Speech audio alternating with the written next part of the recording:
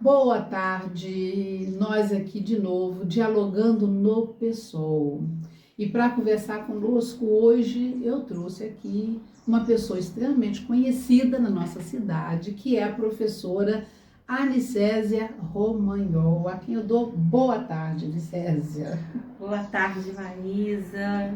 Muito feliz de estar aqui nesse momento, já acompanhando as entrevistas anteriores, aprendendo e um espaço muito bacana para que a gente possa crescer, trocar ideias, fazer interlocuções. Então, já te agradeço pela oportunidade. É muito bom, é a ideia do dialogando com o pessoal e a gente ter esse espaço de conversa com as pessoas, né? As pessoas que estão produzindo dentro de Cataguás, ajudando a levar adiante o nome da nossa cidade. E você é uma pessoa que faz isso através da sua profissão, quase 40 anos de educação, né? Iniciou no ensino fundamental, a gente hoje convivendo com você não acha que você passou pela educação infantil. Então você iniciou na educação infantil, passou pelo fundamental, também o ensino médio, né? Leve a colinha aqui, Senai, Sebrae, depois faculdade, Cefet, faculdade no tempo da FIC e também atualmente na UENG, em Leopoldina, né? Leopoldina. Isso. Bom, você tem todo um histórico na vida educacional, uma contribuição com inúmeras pessoas, crianças, jovens, adultos. E EJA, você não trabalhou com a EJA, não? Tem a EJA, né? Esqueci da EJA, E então. tem educação do campo. Do campo? Ah, Eu interessante. iniciei os anos iniciais do ensino fundamental, que a gente chamava de zona rural, que hoje a gente Isso. fala educação do campo, Ah, tá. né? Que era ali na igrejinha ali de Itamaraty, como é que chama? Colônia? No estado. Estado, lá no estado. No estado, né? isso mesmo. Ah, que legal, não sabia desse período seu, então não, né? Bom, Anicésia, uma vida inteira dedicada à educação, né? O que isso pesa na sua vida? Qual que é a importância disso para você hoje, uma mulher adulta, desde nova, muito nova na educação, hoje uma mulher adulta, uma mulher com uma filha já moça, formada, casada, você, ela namorando. Então, assim, o que é essa vida dedicada à educação? É uma vida dedicada à autoeducação. Ah, também. Porque é aquilo que o Guimarães Rosa diz, né? Que quando a gente ensina, a gente aprende. Então, o educador, o professor, é aquele que ensina e que de repente aprende. A todo instante, Eu né? acho que é simultaneamente. Né? Eu acho que a gente aprende mais do que ensina. Aprende muito. Né? Eu acho que a gente tem uma troca muito benéfica. Mas hoje eu tenho uma consciência profissional do porquê que eu estou, né, nesse caminho. Eu tenho uma consciência porque eu estudei. Então, a consciência é que eu acredito que para a gente se humanizar, a gente precisa de se educar. Certo. Né? Esse é o caminho.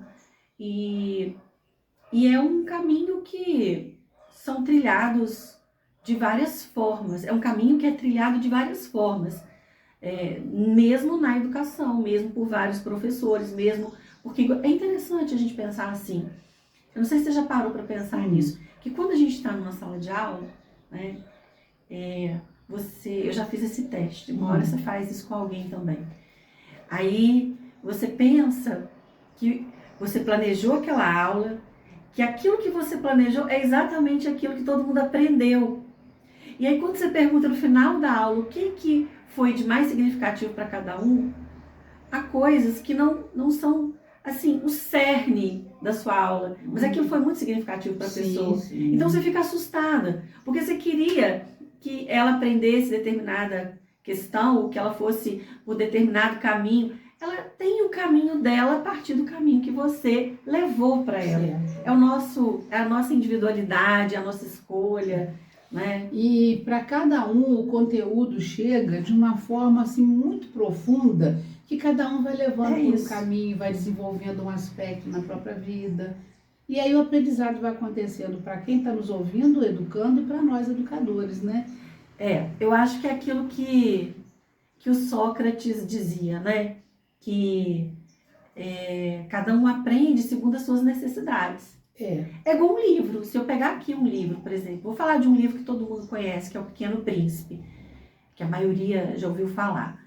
Eu não sei você, mas assim, eu pego esse livro várias vezes e várias vezes que eu o releio, parece que eu não li determinadas partes. Sim, a gente percebe. E aí, por quê? Porque a minha necessidade daquele momento é isso. Então, na educação é assim, na nossa vida é assim, nas nossas fases. Então, hoje eu tenho consciência da responsabilidade que é se autoeducar para educar. Sim. Então, eu tenho uma responsabilidade, uma seriedade muito grande, que às vezes eu acho que é até mal interpretada. Porque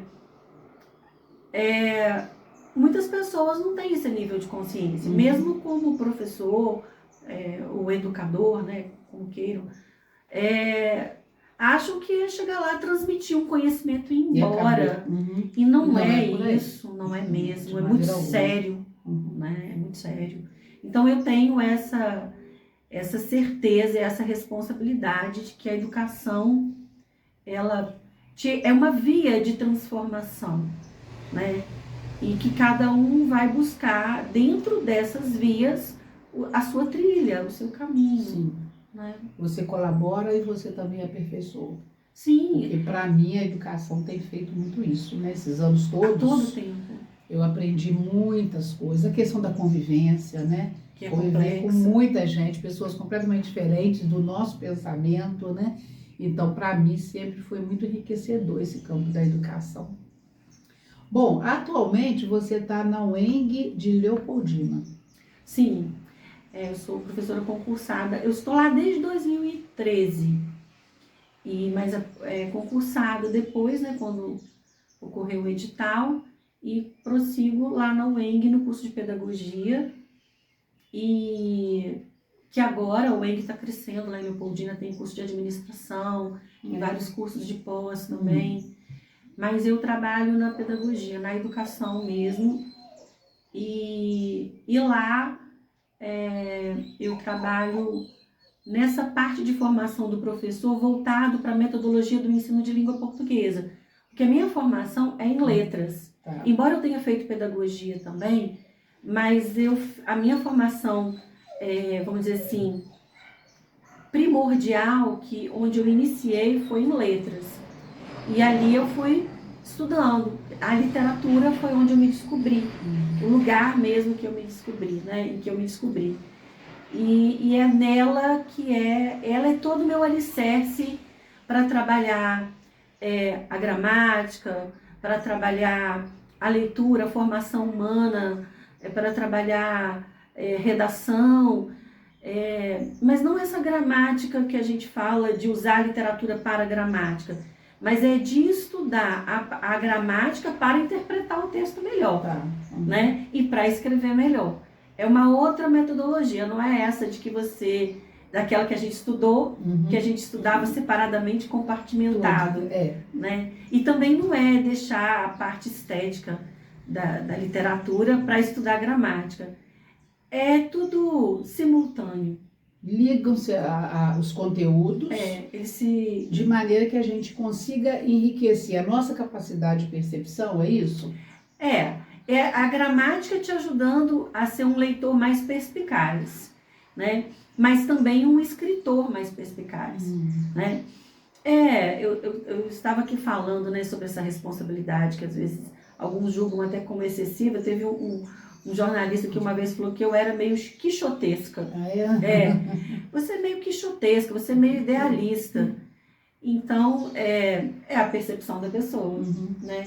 Se ele acha que a educação é quixotesca, que é algo que você não atinge, que você não cresce, que a humanidade não evolui, né? É a visão que ele tem. É a visão que ele tem, mas se ele for estudar outros países, onde a educação é levada muito a sério, né? E eu não estou falando de uma educação em termos de desumanização, em que você, né, igual lá na Coreia, que as crianças estudam ao extremo, né, que chegam até suicidar por disputa. Não é isso. É uma educação, porque eu sempre falava assim, a gente estuda para a gente ser feliz.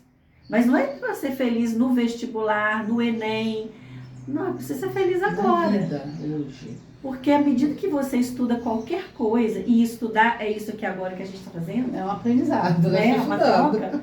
Então, o que acontece? A todo momento que a gente estuda, que a gente presta atenção, que a gente pesquisa, que a gente se interessa, que a gente questiona, a gente está estudando. Com certeza. Né? Então, o estudo, ele contribui para você ser feliz.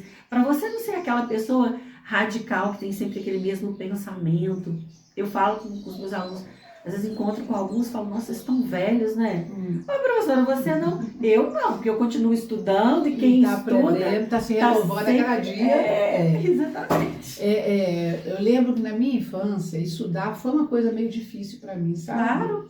Porque era aquela coisa muito metódica e tudo separado, né? E tudo muito metódico e muita cobrança. E você tinha que saber coisas que eu detesto, guardar data, eu detesto esse tipo de coisa, né? E não era um momento de tamanha felicidade. Eu procuro hoje trabalhar de maneira que eu proporcione um pouco de felicidade para as crianças que estão nas minhas mãos. Claro. Para que seja agradável para elas estar na escola e essa troca que a gente faz, né? Então, essa educação que leva à competição excessiva, né? Que chega ao extremo de um país ter um alto índice de suicídio de criança, como no Japão, como em alguns países da Ásia. Então, isso é preocupante, porque a educação é essa que está levando uma criança a tão pressionada pensar em suicídio e realizar o suicídio, né? Então é estranho. Eu, às vezes, vendo algum filme, eu vejo aquela carga horária onde está noite e o jovem está estudando. É aquela dedicação extrema, né? E a competição extrema. E no final você tem uma sociedade doente. Aí até que ponto essa educação é a melhor que a gente tem no Não país? é mesmo, não é mesmo. Porque tudo isso que você acabou de falar é uma educação tecnicista e é uma educação em que eu não chamaria de educação, eu chamaria de instrução. Porque a educação transforma. E então você estuda para se transformar. E a gente pensa que essa transformação seja uma transformação para a humanização. Sim. Não seja uma transformação que seja para você enganar as pessoas, ser desonesta. Não é uma educação em que você não tem alteridade, ao contrário, é que você aprenda a respeitar as pessoas, os lugares, o tempo, né? Para que você a cada dia vai se aprimorando mais e como ser humano, numa educação mais, no sentido de ser fina, mas no sentido de ser mais delicada, de ser mais sutil, de você compreender certas coisas, de você ter um olhar que antes você não via, que você não enxergava, e que ela te permite enxergar com a sua sensibilidade. Então, é um despertamento das potencialidades humanas, que são nós temos os nossos órgãos de sentidos externos, mas e os internos, que é a sensibilidade, que é a percepção do outro, que é a percepção da vida, que é a percepção do diálogo, né? Igual, por exemplo, a gente está falando de levar o prazer para as crianças, para os jovens, né? Que prazer é esse se ele não tiver um significado? Né? Esse prazer está ligado a um significado que é muito importante para o interior das crianças, dos jovens, dos adultos. Ainda que gere um prazer de alegria, de felicidade ali naquele momento, aquilo já é um significado muito grande que vai marcar, né? Porque às vezes não tem isso na família. Sim. Às vezes nunca ninguém parou para escutar essa criança, para ouvir o que ela tem para dizer. Né? Ainda tem aquele conceito antigo de criança e de infância, e não esse atual, né? que a gente estuda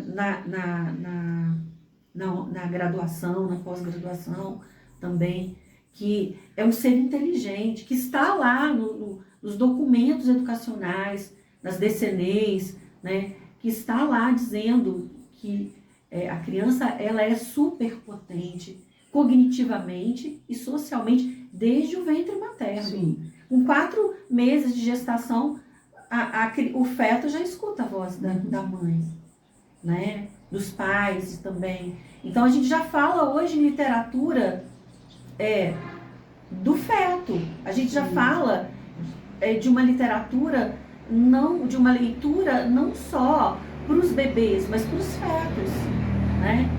E existe todo um estudo, né, relacionado a isso. E educar é humanizar. Eu estou me pautando em Paulo Freire. Em Paulo Freire.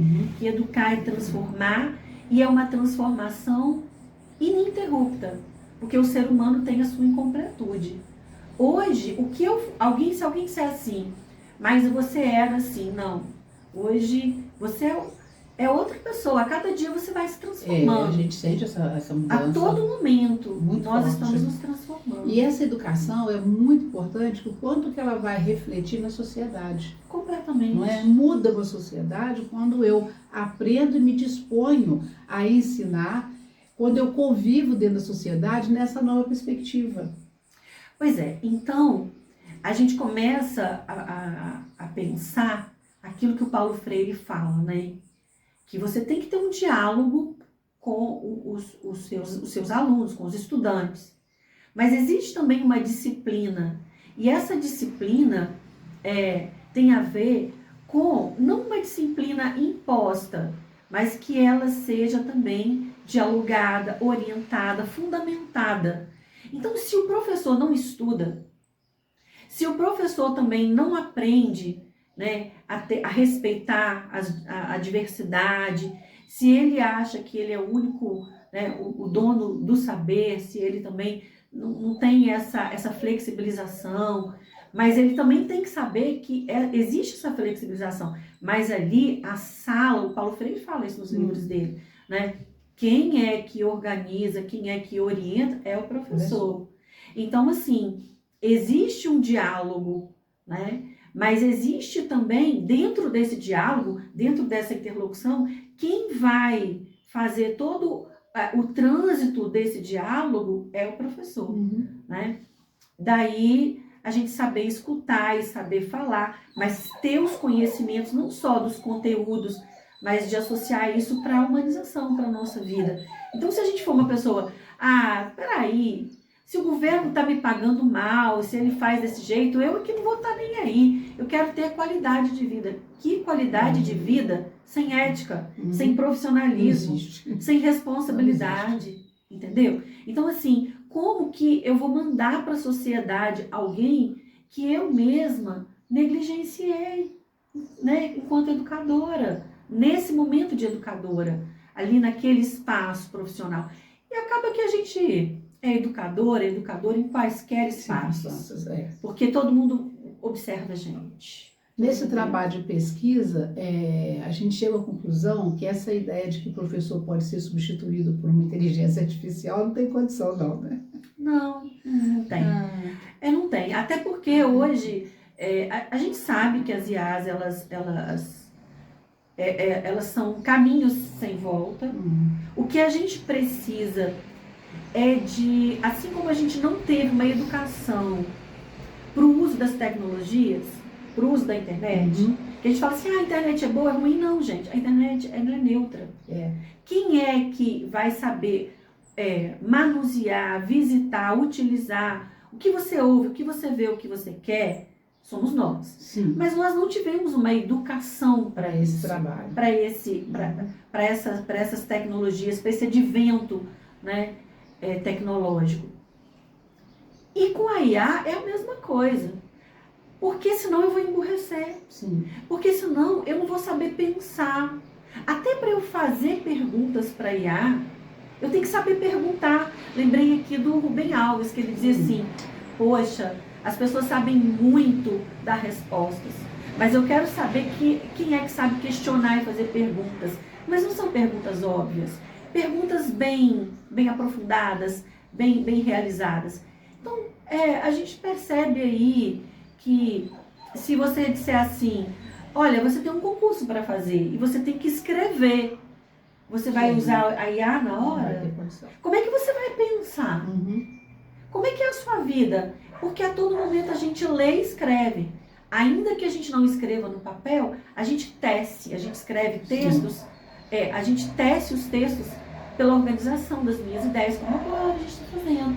Eu estou falando com você, eu estou tecendo ideias que são organizadas, dentro de uma perspectiva de coesão, de coerência, né? Dentro, para a gente não fugir ao tema, né? Então, gente vai conversar com as pessoas daqui a pouco. Não vai ser possível. Então, é importante que a gente sempre converse com as pessoas sobre isso, esclareça as pessoas sobre isso, para não ficar naquele modismo de que ela vai chegar, vai resolver, facilitar tudo para nós e pronto, acabar. E o professor vai perder o espaço dele. Nunca vai perder o espaço. Não tem como a gente perder o espaço. Não existe isso. Né? É igual o TCC. A pessoa vai fazer um trabalho de conclusão de curso, vai lá na IA e ela acha que a gente não conhece a linguagem dela. E aí, só que ele, quando a IA não sabe tudo, ela cria umas coisas, que ela vai em outros espaços ali, que ela vai beber de uma fonte que talvez não tenha nada a ver com o que você está dizendo. Então, assim, eu acho que a gente precisa de estudar, de ter cautela, mas a gente não pode deixar nunca de ser humano. Sim. E humanizar é ler, é escrever, é falar, é estar no mundo do Sim. humano, usando das tecnologias que vão nos auxiliar, mas elas não podem nos comandar, elas não podem ser a gente. Não, esse espaço é nosso, né? Ô, Anicésia, você tinha me falado de um programa que você participa dele, Conto Sonoro Ininterrupto. O que é esse programa? O Conto Sonoro é um programa, a gente fala assim, no espaço universitário, a gente tem o ensino, a extensão e a pesquisa, que são indissociáveis, elas devem caminhar juntas. Por quê? Porque à medida que você vai estudando, você precisa de ampliar seus conhecimentos com os questionamentos, que vai gerando hipóteses, questionamentos, um problema, que surge a pesquisa, que você vai fazer pesquisas para você evoluir Certo. no mundo do conhecimento. A extensão, já disse, aquilo que vai crescer, que não está dentro de uma matriz curricular, ou que está, mas o assunto é muito pequeno ali dentro de uma conversa, de uma aula, então você precisa de ampliar. Dentro da extensão nós temos eventos, projetos, programas. Tá. O Conto Sonoro é um programa que foi criado em 2016, lá na UENG, né, na Universidade do Estado de Minas Gerais, na unidade de Leopoldina.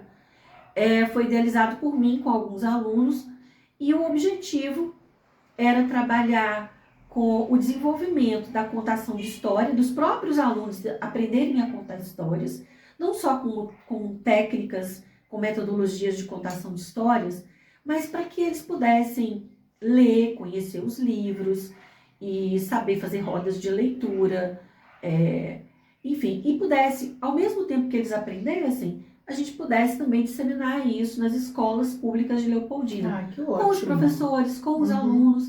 Então, existe uma parte teórica e uma parte prática. E a gente ele continua, ele prossegue, né? Ele trabalha justamente a formação do professor leitor e mediador de leitura, né? Ele não vai só mais para contar a história, a gente iniciou só contando e fazendo um trabalho mais superficial. Hoje não. Hoje a gente não pensa só na leitura como um prazer, mas a leitura como uma forma política de ser. Mas vocês desenvolvem isso.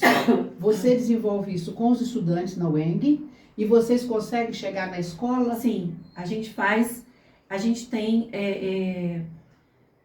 um espaço muito aberto da Secretaria Municipal. E mesmo do Estado. A gente tem uma conexão fácil com as escolas. Sim, o que eu preciso de fazer é uma carta para documentar e dizer como é que vai ser o projeto. Aí a gente alinha com a equipe técnico-pedagógica da escola. E aí a gente trabalha com o 5º ano, 4º ano. A gente já trabalhou só com educação infantil, na creche, não só nos anos, não só na pré-escola, porque a gente pensa assim, mas com os bebês e as crianças bem pequenas? Sim, a gente fez um projeto só em creche. E dá tudo certo.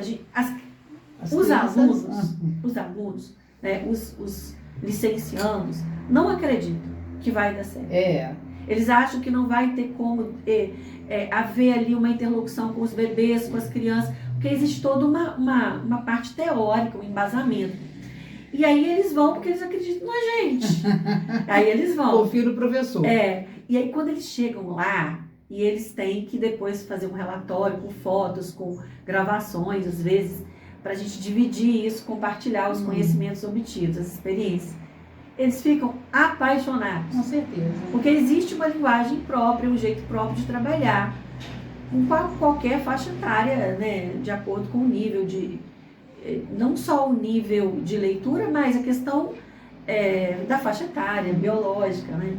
Então eles ficam apaixonados, eles não acreditam que determinadas crianças conseguem passar as folhas dos livros, sendo crianças de 8 meses, 9 meses.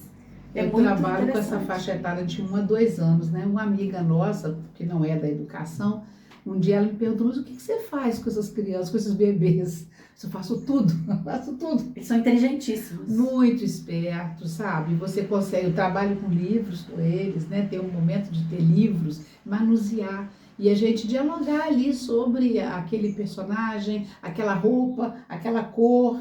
E as crianças ficam atentas, sabe? E não estragam os livros. De 1 a 2 anos, eles não estragam os livros. É porque vão adquirindo a cultura do objeto cultural, que é o Antônio Cândido, que é um grande literato, mas também crítico. Ele diz que, literário, ele diz que todos deveriam ter direito à literatura, porque ela é um bem, é patrimônio. Com certeza. Né? Então, e é ela que vai nos dar a condição da humanização, porque ela fala sobre as experiências humanas, sobre os seres humanos, sobre essa diversidade, né? Então, a vida, né? É a em todas vida. as épocas. Então, nós, professores, precisamos estar muito preparados. Se eu não for uma boa leitora, se eu não tiver um esforço, um desejo, um gosto, um entusiasmo pela leitura e pelos livros, eu vou dar muito pouco, eu vou fazer muito pouco. É premissa de uma boa educação o bom professor, a formação de um bom professor. Passa, né, é premissa. E a sua capacidade de produção dentro de uma sala de aula é outra. Né? É outra. Completamente diferente, né? Então, eu gostei muito de saber do conto sonoro ininterrupto. Gostei dele. Bom, eu gostaria de saber também de você, você está fazendo doutorado. Sim. Como que é isso? O que você está fazendo? Área, produção, como é que está isso? Então, eu terminei o mestrado em 2005. Aquilo que você falou, que não dá para a gente ficar enchendo a pessoa de conteúdo, a gente tem que ter um tempo para digerir. Para você estudar aquilo que às vezes, quando você vai, você fala, caramba, tudo isso aí que a gente está estudando é um outro mundo que eu não visualizava. Então você vai, quando você termina o mestrado, que você precisa de voltar, é um caminho complexo, porque você não volta mesmo. É aquilo que a gente já aprendeu, né? Sobre as águas de um rio, que ela não vai passar na mesma margem duas vezes. Então, é complexo. Ainda mais se a gente ficar muito tempo sem ter um estudo mais aprofundado, mais complexo. E aí, eu fiquei de 2005 até 2024 sem fazer sem fazer o doutorado. E eu tive motivos para isso, motivos pessoais, de doenças na família. Eu tive muito trabalho, trabalhei demais, eu peguei muita experiência, né, no aspecto em nível de faculdade, de graduação e pós-graduação. E foi o momento de colocar muito daquilo que eu aprendi na minha prática. E, simultaneamente, eu quis cuidar muito da minha filha. Porque eu fiquei pensando que valeria muito a pena eu investir tudo aquilo que eu aprendi, né? E que eu ensinava para os meus alunos no meu dia a dia com ela, para que ela se transformasse na melhor versão que eu pudesse auxiliá-la, né? E eu fiz isso, e quando então ela saiu do ninho, né? Quando ela foi embora, já estava caminhando, voando com as próprias asas, eu falei, bom, agora eu tenho muita coisa para fazer. E o primeiro desses projetos, que já estava em pauta, era o doutorado. Eu queria fazer o doutorado em letras, voltado para para essa parte de leitura literária, mas lá eles não aceitavam docência. Agora a gente já tem um trabalho com a docência na UERJ, por exemplo. Mas não é qualquer universidade que te aceita trabalhar em formação docente com literatura. Então eu tive que ir para a educação. Só que foi muito bacana ter ido para a educação. Foi um ganho que talvez eu não tivesse em letras, porque eu aprendi um outro lado, eu estou me aprofundando em um outro lado que está me fazendo crescer desarvoradamente, sabe? Muitos professores de várias áreas que estão lá na educação, eu estou na PUC lá do Rio, e é um aprendizado sobremaneira, não tem explicação. E aí agora mais madura, né? Porque aí a gente, né, no início a gente fica assim, por que eu comecei lá na educação infantil? Por que eu trabalhei com ele? Aí você fala, puxa, mas eu vim parar na faculdade, na universidade, agora eu trabalho com formação. Que bom que eu passei por tudo isso para poder até mostrar essa experiência para os alunos, né? E tudo mais. E comparar com essa realidade de hoje também. Mas eu vou dizer que lá na educação, eu acho que eu estou fazendo uma outra metamorfose. Que bom. Grandiosa. E lá tenho estudado muito sobre os problemas educacionais no país, né, no mundo.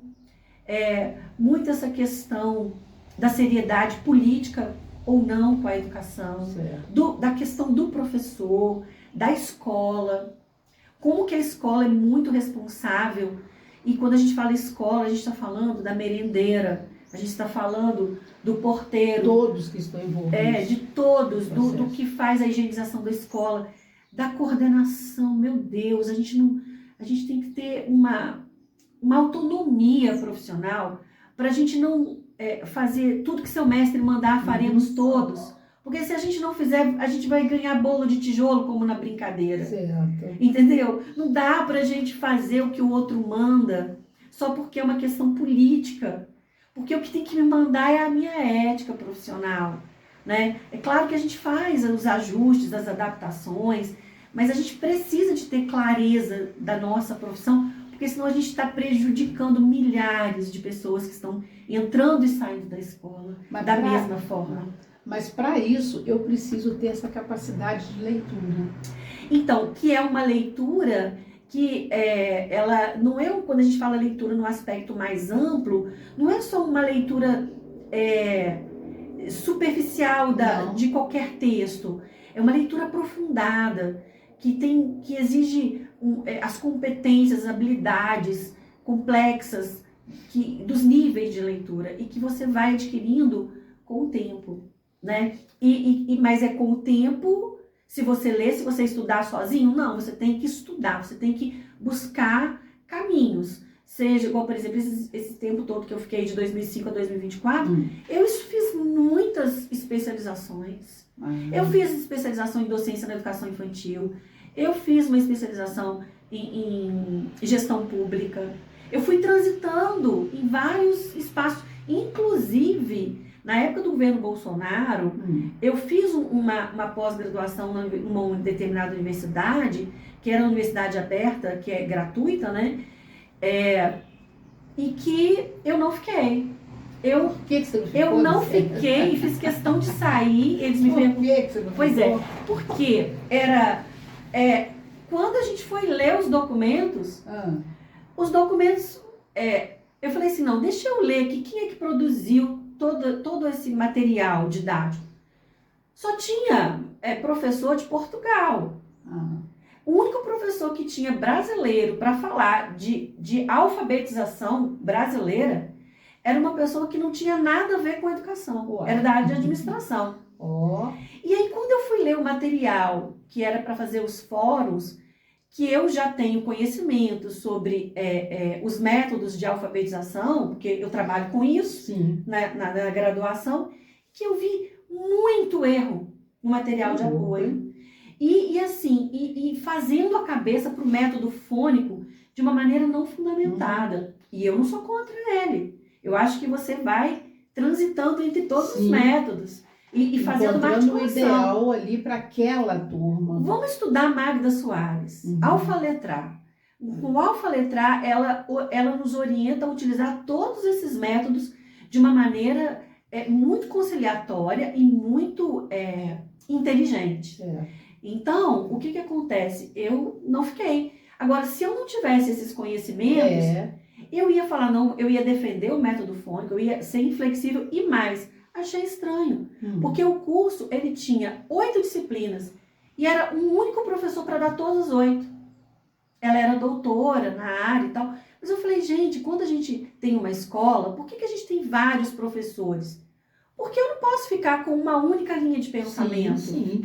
Então eu achei aquilo inflexível, eu achei aquilo de uma forma apolítica, porque aí eu não posso escolher, eu só tenho uma. Único vertente. Se eu não tenho um pensamento dialético, dialógico, a dialética é para você comparar. Se você não compara, aquilo que alguém te manda você faz. Ou é pelo dinheiro, né? Ou é porque alguém te enclausurou ali porque a sua cabeça está fechada. Você não consegue ver de outra maneira. E isso é triste. Nós não podemos fazer isso com nossas escolas. É isso que eu entendo como essa capacidade de leitura, de interpretação de literatura que eu citei agora, né? Se você não tem essa capacidade ampla de olhar e interpretar o que tem à sua volta, você embarca em qualquer canoa. Antigamente, mas você falava assim, quantos livros que você já leu? Você já leu todos? Eu já li Franz Kafka, eu já li aqui Jacques Derrida, já li Deleuze, eu já li dos filósofos a grandes escritores cataguasenses, regionais, brasileiros. Isso não é nada, porque eu posso ler e só dizer o que eu li. Isso não é ser um bom leitor. Isso tem um professor da USP que diz, eu esqueci o nome dele aqui agora, vou lembrar. Teodoro da Silva, ele já é aposentado. Ele diz que existe o ledor e o leitor. Ah, tá. Não conheço essa expressão. Ledor. Olha que legal, muito interessante. O ledor é aquele que simplesmente o que você me falar, eu aprendo e reproduzo. Sem passar pelo filtro, pelo crivo da análise, da reflexão, da comparação, do que um disse, o que o outro disse, né, de conhecer várias pessoas que disseram sobre esse assunto e como que eu me posiciono, né, que é a ideologia. Todos nós temos uma ideologia. Todos nós. Então, assim, é muito sério. Falar que você é professor e você, sem essa consciência, eu não sei, talvez a gente seja mais um trabalhador escolar do que um professor, do que um educador, como dizia Freire. Sim. E o Freire, ele é taxativo. Não tem como o professor parar de estudar. A gente precisa de estudar. A gente precisa de estudar e de se estudar. De estudar o outro, de dialogar. Né? Mas ele é contundente, Maísa. Ele é inflexível nessa parte de que a gente tem que ser estudioso, de que a gente tem que refletir a nossa praxis. O que é a praxis? Toda a minha prática, ela tem um embasamento numa teoria. Sim. Se eu não tiver teoria, como é que eu faço alguma coisa? Com base em quê? Ah, não, eu aprendi com todos eles. Isso aí é achismo. A gente precisa de sair disso, sabe? Com certeza. E adquirir a própria linha de pensamento, né? Eu conheço vários e vou ver com que eu me identifico mais, o que eu acho mais útil para a minha realidade e vou conseguindo ampliar esse meu trabalho, né? Agora, não querer implantar um único pensamento em todos os lugares que eu estiver. Mas perfeito, porque ele vai falar isso. Não funciona. Ele vai dizer que tudo é significativo de acordo com a realidade em que você se encontra. Quem são? Você precisa conhecer seus alunos, a comunidade, a escola, a família. Né? Então, assim, não dá para pensar assim, estamos dando uma verba para merenda, então a escola está feliz. Não, isso aí faz parte do dever do Estado. Né? Ter recursos didáticos, ter uma escola com amplitude, com vários tipos de salas, com um professor bem remunerado, no sentido de ser valorizado, isso aí faz parte do dever do Estado. O nosso dever é fazer o nosso melhor. Mas a gente tem que ter condição para isso. Receber isso, né? E para fazer esse melhor. Enquanto a gente não tem, a gente tem que trabalhar com um jogo de cintura, de estudar e fazer uma adaptação. A gente buscar, né? Por nós mesmos. Quando não vem para nós, a gente corre atrás, a gente busca. É isso, porque se você for pensar em formação continuada nesse país, e olha só, o que é mais importante hoje não sempre, é você formar um bom leitor. Porque ele vai ser aquela pessoa que vai a todo tempo usar a leitura. Na fala de um, na conversa com o outro, nas escolhas de um namorado, do relacionamento. Tudo é a leitura. Não é só a leitura lida, de você dar aquela sacada, de falar assim, ele está dizendo isso, mas não é isso. Ele tem uma outra intenção. É isso que é a leitura de forma política? É a leitura... A leitura de forma política é aquela que você se posiciona. Mas agora, ela politizada é quando você não pensa no individual. Você pensa no individual, mas no coletivo também. Principalmente no coletivo. Porque o que adianta eu ter todos os bens materiais, todos os livros, todo o conforto, uma qualidade de vida, se eu tenho violências? Isso, não. E essas violências, elas podem estar longe de mim, mas elas me atingem de alguma forma. Com certeza. Ainda mais esse mundo, certeza, né, que a gente está vivendo. Não existe essa coisa de que ela está lá longe. Eu estou aqui em Cataguás, no interior, isso não me atinge. É mentira, hoje não existe isso. Se é que algum dia existiu, né? Mas antes as coisas, assim, pareciam um pouco mais distantes, elas demoravam mais para chegar na gente, mas chegavam. Hoje em dia é tudo muito rápido. A gente toma conhecimento dos fatos de forma muito rápida. E superficial. Muito superficial, que é aquela coisa corrida. E mentirosa. Que as pessoas não estão querendo ver, então querem ter tudo videozinhos curtinhos, bem objetivos. Mas se não fizer esse aprofundamento, você não consegue compor uma ideia, né? E passar a ter a sua percepção sobre aquilo e divulgar ou não aquilo que você deseja. Então, essa questão da leitura realmente ela é fundamental na nossa vida e de uma forma ampliada. A gente percebe até que, assim, eu vou falar aqui de 2 professores chilenos que dizem que a situação econômica, cultural e social de um país está completamente atrelada à formação leitora desse povo.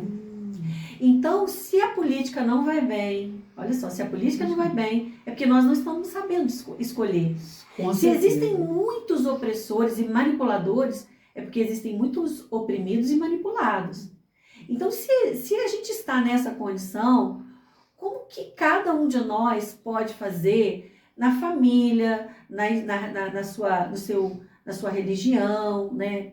Quando a gente fala igreja aqui, a gente está falando de uma composição de pessoas, pode ser, não estou falando de igreja evangélica ou igreja, não, né? Estou falando de instituição. De instituição, estou falando de pessoas que estão ali se encontrando por uma certa ideologia. Então, onde quer que a gente esteja, em quaisquer papéis que nós exerçamos na sociedade, nós somos influenciados e influenciadores. Agora, resta saber se nós estamos influenciando positivamente. Sim. Ou se a gente está sendo influenciado negativamente, com quem eu me mancomuno, né? Então, assim, como que é esse processo todo? Como que eu aprendo a respeitar aqueles que eu vou me divergir? E como que eu também por exemplo, tem determinados lugares que eu tive que sair da escola, porque eu não consegui, a minha ética profissional não me permitiu ficar ali. Porque aquilo não era escola, aquilo não era educação. Em que aluno bate na porta, chuta, que chega drogado, que ninguém faz nada. Sim. Entendeu? Que não tem uma conversa, não tem uma orientação, não tem uma busca. Então, assim, eu converso, eu explico, eu falo, olha, a gente precisa, porque a escola não é um que manda e o resto que obedece. É um conjunto, né? Então, se a gente estivesse exercendo isso, de fato, nós, ouvindo uns aos outros, parece que é aquilo que o Darcy Ribeiro disse um dia, que o sistema educacional brasileiro é um projeto para não dar certo. Com certeza. Né? Que a gente não escuta, não conversa. Se a gente tem a quantidade de problemas que nós temos hoje, né, na área política, social, cultural, é a falta de uma educação que levasse o povo a ganhar esse olhar diferenciado, essa capacidade de análise, né, diferenciada. Como a gente não tem essa formação desde a base mesmo, né, que é a educação infantil, aí a gente culmina com essas características que nós temos hoje de violências, de grosserias ao extremo, né, de carências em todos os aspectos na vida social. Agora tem uma dor aí nesse meio, muito séria, porque na medida que a gente vai estudando, que alguns outros vão estudando e vão evoluindo, e que uma grande maioria não faz isso, às vezes nós somos mal interpretados, porque a gente não aguenta mais ver o equívoco. E você tenta falar, e aí o outro pensa o quê? Você está querendo aparecer, ou você está mexendo com o meu lado, eu também vou ter que trabalhar, eu também vou ter que fazer. E aí começa a gente vai lendo, a gente vai percebendo que a ética vai embora, que as pessoas querem sair mais cedo, chegar mais tarde, querem... se o aluno faz isso, eu também faço. Se o pai vem assim, faz isso, eu também faço. Então, assim, há uma dor nessa lacuna. Por isso que quando o Drummond fala, eu não quero ser um poeta do mundo caduco, vamos juntos. Então, nós temos que ir juntos. Sim. E isso não é quixotesco. Essa união, né, da gente aprender... A união do grupo de professores, da equipe de profissionais de educação. Nós temos que andar juntos, um ajudando o outro. Não é só falando, é fazendo. Acabou essa fala. E para isso tem que ter ideal, né? Tem ideal. Temos que ter ideal de vida. De vida, de ser humano. De uma vida em que a gente possa ter paz, que a gente possa respeitar um ao outro. Né? Às vezes eu fico assim, até engasgada. Outro dia a gente estava numa conversa muito importante sobre a questão, deixa eu me lembrar como é que foi. Era um diálogo de pessoas. Eu vou tentar falar assim, mas assim, a gente fala homoafetivo, gays, né? Orientação sexual, de uma outra orientação sexual que é diferente daquela que ela nasceu. E a gente estava nessa conversa e uma dessas pessoas que estava sendo entrevistada, ela falava com tanta contundência, ela falava tão desarvorada. Então depois quando a gente saiu dali daquela conversa, uma conversa excelente, ela é advogada. E aí quando eu cheguei na sala para discutir, os alunos disseram assim, nossa, mas ela chorava, ela falava sem parar. Por quê? Eu falei, porque ela não tem espaço para isso. Porque ela não tem vez. Porque ninguém dá vez. Me fala aqui, Maísa, em Cataguases, qual é a rádio que nós temos que fala sobre educação? Não existe. Qual é o programa, que agora é o seu, que a gente está aberto? A nossa intenção do pessoal é isso. Mas você me fala aqui, quem é que tem um podcast, quem é que tem aí um trabalho incisivo, né, nas redes sociais, ou mesmo, vamos falar, de Rede Globo, de qualquer rede de televisão aberta, fechada, que vai falar sobre essas discussões de uma forma que não seja um canal específico da educação. A gente precisa de um canal em que todo mundo é aberto, que a maioria está ouvindo. Isso. Coloca isso na novela. Por que não põe um discurso que vai falar para o pai como que é regido uma escola? Por que o seu filho estuda tais conteúdos? Por que nota nem sempre tem a ver com o aprendizado? Do estudante. Entendeu? Por que os pais estão tão alienados? E eu estou dizendo de pais, inclusive, cujos filhos estão em escolas de rede privada. O desconhecimento das leis. Então, por que isso não está na novela? Por que isso não está no Big Brother discutindo sobre isso? Que aí vai levar o cidadão brasileiro a pensar de uma outra maneira. E se ele pensar, ele vai saber votar. E não existe esse interesse. Se ele aprender, ele vai saber votar, ele vai querer ser candidato, ele vai querer também ter uma expressividade, ele também vai querer ser cidadão como agora. Nós temos que fazer isso por nossa conta. Por nossa conta. Então nós vamos fazer. Então, eu fico muito feliz de você ter aberto esse caminho. e principalmente por ser uma mulher. Uhum. Porque essa sensibilidade, essa é uma sensibilidade tão fina que muita gente nem vê. O Machado dizia assim, aonde ninguém mete o nariz, ali estou eu. Por que ele dizia isso? Porque às vezes a pessoa fala assim, nossa, como é que você consegue captar aquilo que ninguém capta? Ele falou, porque eu observo, porque eu percebo, porque eu converso, eu analiso. Ele veio lá do Morro do Livramento, descendente de negro, né? E aonde ele chegou? Sim. Olha a coragem, é isso aí, nós estamos precisando de gente corajosa. Tem que ter. Que abra diálogo. Tem que haver coragem para enfrentar determinadas situações na vida. Educação é um caminho, né? Eu vi aqui que você falou sobre as escolas cívico-militares com o Lucas. Fiquei toda orgulhosa do Lucas, porque foi nosso aluno na FIC. E porque hoje é uma pessoa com quem eu aprendo. Sim, muito esclarecedora. E que talvez eu não teria esse aprendizado se não fosse por você. Tá. Olha que legal. Pelo nosso encontro, né? Muito legal, Anicésia. Eu fico muito feliz dessa participação sua aqui com a gente, tá? Mas eu gostaria também de saber sobre os livros que você tem. Então, eu sou uma pessoa que gosta muito de escrever. Eu gosto de escrever poesia. Então, eu tenho muitos textos poéticos. Então, sempre eu estou em concursos de redação no Brasil. Certo. Sempre estou. E assim, em poesia, contos, crônicas. Certo. Sempre a gente está aí sendo prestigiada com alguma premiação. Você trabalha premiação. em organizações também de livros, né? Ajudando a organizar. Então, aí eu hoje organizo também vários livros que eu faço às vezes prefácio, faço organização de livros, né? Esse último agora aqui, que foi o Tessituras de Criançagem, de 2025.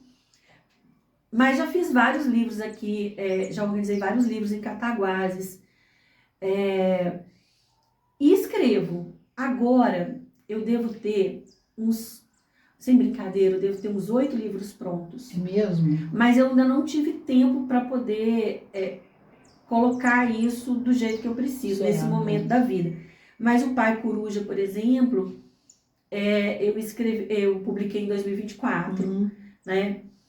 Eu tenho livros anteriores a ele e que iam ser publicados por leis de incentivo, mas eu ganhei, mas assim, na época a gente teve alguns problemas de desvio de verba, tanto da lei, mas no município, certo, né? Era lei federal, estadual, aconteceu aqui. Então eu fiquei meio chateada na época. Deixei de lado. Agora, e tenho, por exemplo, a minha dissertação de mestrado, que é Totem, um acorde literário, que eu fiz um trabalho sobre o discurso histórico e literário, o discurso histórico da ditadura militar, voltado para um jornal, que era um jornal literário de Cataguases, que era um anexo do jornal O Cataguases, na década de 70, que foi encabeçado pelo Joaquim Branco e pela Márcia Carrano, né? E ele teve, assim, 16, 17 jornais, a gente teve essa quantidade, né, de jornais, e eu fiz um estudo sobre sobre a literatura praxis, a literatura, a poesia, o poema processo e o poema visual. E eu quis fazer, então, um trabalho em que fazia-se a conexão entre o discurso literário, em que não se podia dizer o que as claras, né, por causa da ditadura, por causa da censura, e o discurso literário ali, que era muito imbricado, muito fechado, que era esse poema visual que muita gente não entendia. Sim. Só que esse totem, a gente conhece pouco da nossa Cataguases. Esse totem ele foi enviado para muitos países, muitos poetas. Então as pessoas lá fora, mesmo aqui em Minas, os poetas, os intelectuais entendiam tudo. Valorizam. Era uma conversa sobre a questão da ditadura. Mas aqui em Cataguases as pessoas liam, falavam, Claudinho Joaquim, o Ronaldo Werneck e tantos outros que participaram, sem compreensão nenhuma. Uhum. Né? Nós podemos marcar um encontro para conversar sobre esse trabalho seu? Claro, Ótimo, claro. ótimo. E esse aqui, a literatura de Cataguases nas rodas de leitura, eu fiz com 2 alunas. Na FIC, quando eu lecionava, eu tinha um projeto de pesquisa, que foi com a Maria Galdino de História, e a Bárbara, que hoje é professora, né? Ela também escreveu junto comigo esse livro. A gente vai estudar, a gente vai mostrar como que, através das rodas de leitura, a gente poderia estudar a literatura cataguasense, que está muito esquecida das escolas. E a gente tem um manancial, a gente tem aqui um celeiro de escritores. Autores, né, cataguasenses. Muitos, e muitos. E que dá pra gente trabalhar com qualquer faixa etária. Né? Tá. Então é vasta. E esses contos aqui era um livro, né, de escritores de Minas, que tem um conto meu, que é A Avó à Inocência. Esse Tessituras a gente lançou em 2025, que é um livro em espaço não escolar, né, que foi, assim como a gente aprende em museus, em bibliotecas, a gente aprende nos espaços religiosos. Então aqui, na educação espírita familiar, do Centro Espírita J. Lacerda. Então a gente tem textos muito literários, muito bacanas. E de quem crianças, esses textos? jovens, os pais e os próprios educadores espíritas. Ótimo. Então a gente tem aí, inclusive dos bebês, que são dos bebês, são os pezinhos, são os desenhos, são visuais. Quero conhecer esse livro. Vou te dar de presente. Joia. E aí eu acho que agora, nesse pé do doutorado, mas agora já na escrita da tese, eu acredito que eu vá lançar aí, eu vou publicar alguns livros infantis. Beleza. E aí a gente aproveita para voltar aqui depois. Com certeza. Eu acho assim, tem muita coisa para conversar. Eu tenho muita coisa para aprender em todos esses conteúdos aí, né? E usar esse espaço para a gente fazer essas trocas e levar isso para a nossa comunidade cataguasense. Esse é o nosso propósito. Que a gente chegue até as pessoas, que elas nos ouçam, que elas sintam interesse pelo que a gente está conversando e façam as trocas também conosco, né? E daí, quem sabe, outros espaços vão surgindo dentro de Cataguases. A gente tem que começar. Eu gostaria um dia de poder falar aqui para as famílias, como que elas podem, as famílias mais simples, que não têm tempo para nada, mas como que elas podem presentear seus filhos com a leitura literária no dia a dia, de uma forma dialogada, como que isso traz afeto, diálogo, aproximação e como que isso favorece no desenvolvimento familiar, humano, social, né, nas relações. Eu tenho uma aluninha de 2 anos, eu acho que ela ainda não fez 2 anos, e o pai canta para ela toda noite. Ele bota ela para dormir e ele cantarola no ouvido dela. Aí quando chega o nosso horário de dormir lá na creche, ela só dorme cantando. Ela fica viradinha para cima e Aí eu falo assim, olha Isabela, não tá na hora de cantar não, é só louco papai, agora é hora de dormir com a gente aqui. Aí eu vejo que ela olha meio de lado para mim, sabe? E continua, e ela só consegue dormir desse jeito, cantarolando ali perto dos coleguinhas dela. E essa vivência familiar, esse conteúdo que esse pai está passando para ela. Nunca mais ela vai esquecer isso. Eternamente, está guardado dentro dela. Assim, a neurociência diz que a época em que o ser humano mais aprende na vida é de 0 até 3 anos. Olha bem. É a época em que o cérebro faz mais sinapses.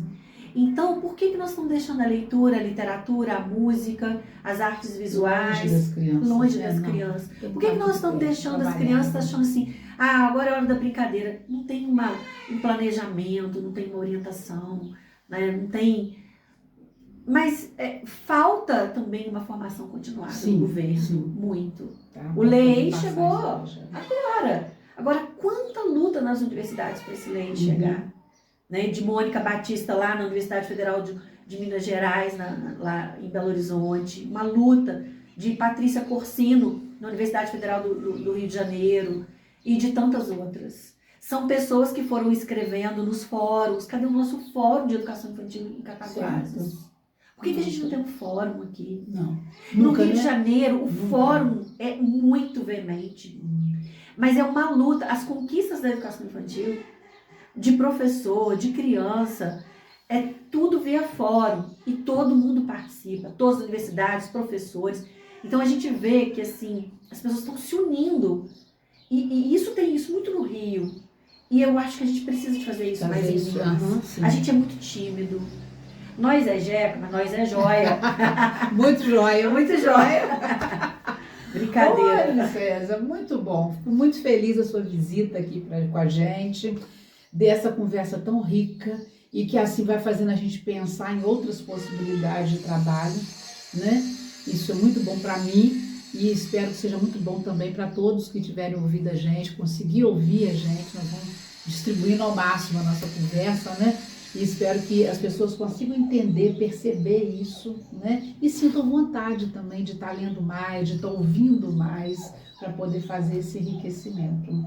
A gente precisa de sair da caixinha. A gente precisa de ter a coragem de visitar outras conversas, com outras pessoas, em outros espaços. Às vezes a gente está junto com as pessoas, mas a gente não conhece as pessoas. A gente vive, eu tô na correria. Que frase que a gente já, né, utiliza de uma forma tão corriqueira e tão sem pensar. Eu é que agradeço. Muito bom. Agradeço. Muito, que coisa boa. Como duas mulheres educadoras, vocês já viram, né? Entendi. Então, eu fico muito feliz.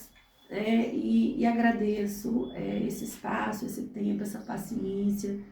E eu acho que se a gente tivesse, né, oportunidade de a gente ter encontro de professores, para a gente fazer rodas de leitura, para a gente discutir sobre política e leitura, porque é muito sério. O Paulo Freire fala sobre escola e política, ele tem um livro sobre isso. Como a gente precisa de estudar junto para a gente se alimentar de coisas boas. Porque chegar em sala de professores só ficar falando do governo, dos problemas todos os dias, isso adoece. Com certeza. A gente tem que achar outros caminhos. Sim. E é aquilo que eu falei, se eles não nos dão, nós então buscamos. É isso. Tem que ser aí, tá bom? Isso. E Obrigada. a gente está aqui buscando. Uma boa tarde. Boa tarde. Tá? Um abraço grande para todo mundo aí que está sempre ouvindo a gente. Até mais.